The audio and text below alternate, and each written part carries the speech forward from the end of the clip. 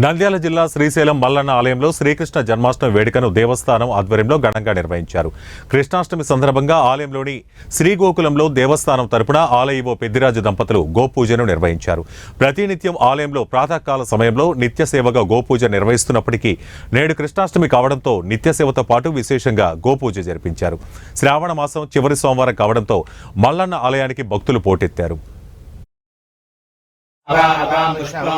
पुष्पवान् प्रजावान् पशुमाविध परिमल पत्र पुष्पाणि समर्पयामि धारयामि आयने ते परायणे दूर्वारोहन्तु चूर्णानि समर्पयामि।